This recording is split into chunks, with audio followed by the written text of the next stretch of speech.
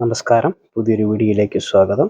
ഇന്ന് നമ്മൾ നോക്കാൻ പോകുന്നത് എന്താണ് ഫ്ലെക്സി ക്യാപ് മ്യൂച്വൽ ഫണ്ടുകൾ എന്നുള്ളതിനെ കുറിച്ചാണ്. ലളിതമായി പറയുകയാണെങ്കിൽ ഫണ്ട് മാനേജർക്ക് മാർക്കറ്റിന്റെ സാഹചര്യം മനസ്സിലാക്കി ഇഷ്ടാനുസരണം ഏത് കമ്പനികളിലും large cap, mid cap, small cap എന്നിവയിൽ പണം നിക്ഷേപിക്കാൻ പൂർണ്ണ സ്വാതന്ത്ര്യമുള്ള ഫണ്ടുകളെയാണ് ഫ്ലെക്സി ക്യാപ് ഫണ്ടുകൾ എന്ന് പറയുന്നത്. സാധാരണ മ്യൂച്വൽ ഫണ്ടുകളിൽ നിക്ഷേപിക്കുമ്പോൾ ചില നിയന്ത്രണങ്ങൾ ഉണ്ടാകാറുണ്ട്. ലാർജ് ക്യാപ് ഫണ്ടാണെന്നുണ്ടെങ്കിൽ അതിൽ 80% ലാർജ് ക്യാപ് കമ്പനികളിൽ നിക്ഷേപിക്കണം.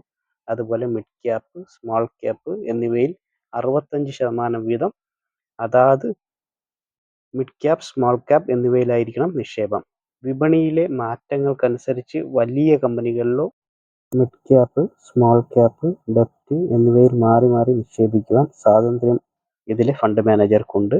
അതുകൊണ്ട് തന്നെ റിസ്ക് കുറവും നല്ല ലാഭവും നേടുവാനും ഈ ഫണ്ടുകൾ സഹായിക്കുന്നു. അതുകൊണ്ട് നിക്ഷേപം തുടങ്ങാൻ ആഗ്രഹിക്കുന്നവർക്ക് ധൈര്യമായി തിരഞ്ഞെടുക്കാൻ പറ്റുന്ന ഒരു വിഭാഗമാണ് ഫ്ലെക്സി ക്യാപ് ഫണ്ടുകൾ. ഇന്ന് ചർച്ച ചെയ്യുന്നത് പരാഗ് പരീഖ് ഫ്ലെക്സി ക്യാപ് ഫണ്ടിനെ കുറിച്ചാണ്. മ്യൂച്വൽ ഫണ്ട് നിക്ഷേപകർക്കിടയിൽ ഏറ്റവും ജനപ്രിയ ഫണ്ടുകളിൽ ഒന്നാണിത്. വിദേശ നിക്ഷേപമാണ് ഈ ഫണ്ടിന്റെ ഏറ്റവും വലിയ പ്രത്യേകത.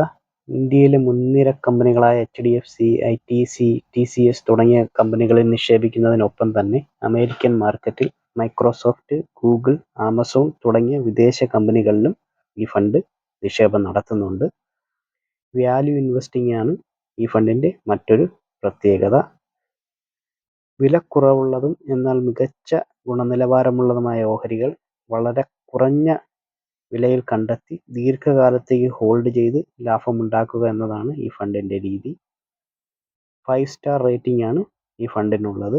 1,28,966 കോടി അസറ്റ് അണ്ടർ മാനേജ്മെന്റ് ആണ് ഈ ഫണ്ടിനുള്ളത്. ഇന്ത്യയിലെ ഏറ്റവും വലിയ മ്യൂച്വൽ ഫണ്ടുകളിൽ ഒന്നാണിത്. ഇതിലെ മിനിമം ഇൻവെസ്റ്റ്മെന്റ് 1000 രൂപയാണ്. ഇതിന്റെ എക്സ്പെൻസ് റേഷ്യോ നോക്കിയാൽ 0.77 ആണ്. എക്സിറ്റ് ലോഡ് നോക്കുകയാണെങ്കിൽ ഒരു വർഷത്തിന് മുമ്പ് എക്സിറ്റ് ആവുകയാണെന്നുണ്ടെങ്കിൽ 2%, ഒരു വർഷത്തിന് ശേഷമാണെന്നുണ്ടെങ്കിൽ 1%മാണ് കൊടുക്കേണ്ടി വരുന്നത്. ഒരു ഇൻവെസ്റ്റർ 5000 രൂപ നിരക്കിൽ ഈ ഫണ്ടിൽ ഒരു സിപ്പ് തുടങ്ങിക്കഴിഞ്ഞാൽ ലോങ് ടേമിൽ എത്ര ലാഭം ഉണ്ടാക്കാം എന്നുള്ളതാണ് നമ്മൾ അടുത്തതായി നോക്കുന്നത്. ഒരു ഇയറിൽ 60,000 രൂപ നിക്ഷേപിച്ചാൽ നമുക്ക് അത് 59,343 രൂപയാകും. 1.10% നഷ്ടമാണ്. കാരണം ഇപ്പോഴത്തെ മാർക്കറ്റ് കണ്ടീഷൻ വെച്ച് ആണ് ഇങ്ങനെ വരുന്നത്.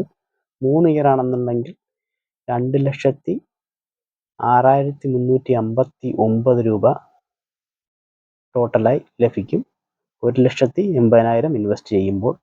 അതുപോലെ 5 ഇയർ ആകുമ്പോൾ 3 ലക്ഷവും അത് 4,20,000 ആവുകയും അതുപോലെ 10 വർഷമാകുമ്പോൾ 6 ലക്ഷം രൂപ 15,38,000 രൂപയോട് അടുപ്പിച്ച് വരും. ഏകദേശം 156.37% വളർച്ചയാണ് ഇതിൽ ഉണ്ടാകുന്നത്.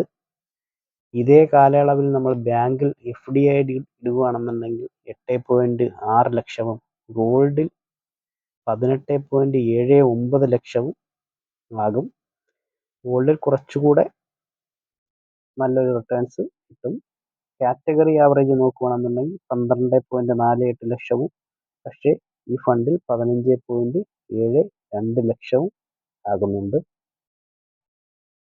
ഇതിന്റെ ടോട്ടൽ ഹോൾഡിംഗ് വരുന്നത് 121 ആണ്. ഇന്ത്യയിലെ ഏറ്റവും മുൻനിര കമ്പനികളിലെല്ലാം ഈ ഫണ്ടിന് ഇൻവെസ്റ്റ്മെന്റ് ഉണ്ട്. HDFC bank, power grid, coal India, ICICI bank, ITC limited, Bajaj holding, Kotak Mahindra bank, Alphabet, അത് അമേരിക്കൻ കമ്പനിയാണ്, Google, Mahindra, HCL technology, Airtel, Infosys, അങ്ങനെ മിക്ക കമ്പനികളിലും പിന്നെ ഹോൾഡിംഗ് ഉണ്ട്. അതുപോലെ തന്നെ മെറ്റ, ആമസോൺ, മൈക്രോസോഫ്റ്റ് തുടങ്ങിയവയിലും കമ്പനി ഇൻവെസ്റ്റ് ചെയ്തിട്ടുണ്ട്. അതുപോലെ തന്നെ ഡെപ്റ്റ്, റിയൽ എസ്റ്റേറ്റ് എന്നിവയിലും ഫണ്ട് നല്ല രീതിയിൽ ഇൻവെസ്റ്റ്മെന്റ് ചെയ്തിട്ടുണ്ട്. അതുകൊണ്ട് തന്നെ ഒരു മാർക്കറ്റ് കറക്ഷൻ ഉണ്ടായാലും നല്ല രീതിയിൽ താഴേക്ക് ഫണ്ട് പോകാറില്ല, നന്നായി പിടിച്ചു നിൽക്കാറുണ്ട്. കഴിഞ്ഞ തകർച്ചയിലും നമുക്കിത് കാണാൻ കഴിയുന്നതാണ്. ഇപ്പോഴത്തെ മാർക്കറ്റ് കണ്ടീഷനിലും ശ്രദ്ധിച്ചു കഴിഞ്ഞാൽ ഈ ഫണ്ട് മറ്റ് ഫണ്ടുകളെ അപേക്ഷിച്ച് അത്ര താഴേക്ക് പോയിട്ടില്ല. ഈ ഫണ്ടിൻ്റെ ഹോൾഡിംഗ് നോക്കുകയാണെങ്കിൽ 77.34% ഇക്വിറ്റിയിലാണ്.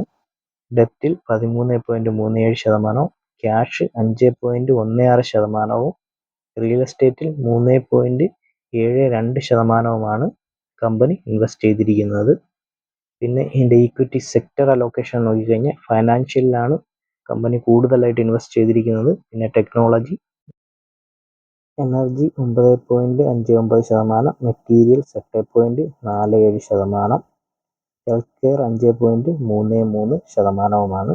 പിന്നെ ഇതിൻ്റെ അഡ്വാൻസ്ഡ് റേഷ്യോ നോക്കുകയാണെന്നുണ്ടെങ്കിൽ PE 16.6%, PB 2.92%, ബീറ്റ 0.62 ആണ്. നല്ല ഫണ്ടുകൾക്ക് 1-ൽ താഴെയായിരിക്കും ബീറ്റ. ആൽഫ കൂടുതലാണ് 6.6. നല്ല ഒരു ഫണ്ടിന് ആൽഫ കൂടുതലായിരിക്കും. ഇതിനെക്കുറിച്ച് ഒരു വീഡിയോ നമ്മൾ മുമ്പ് ചെയ്തിട്ടുണ്ടെങ്കിൽ നിങ്ങൾക്ക് ആ വീഡിയോ ലഭിക്കും. എങ്ങനെ നല്ലൊരു മ്യൂച്വൽ ഫണ്ട് കണ്ടെത്താം എന്നതിനെ കുറിച്ചാണ് ആ വീഡിയോ. ഇതൊരു ബൈ അല്ലെങ്കിൽ സെൽ റെക്കമെൻഡേഷൻ ഒന്നുമല്ല, ഒരു എഡ്യൂക്കേഷണൽ പർപ്പസിന് വേണ്ടി ചെയ്തതാണ്. വീഡിയോ ഇഷ്ടമായാൽ ചാനലൊന്ന് ലൈക്ക് ചെയ്യുക, സബ്സ്ക്രൈബ് ചെയ്യുക. Thank you very much.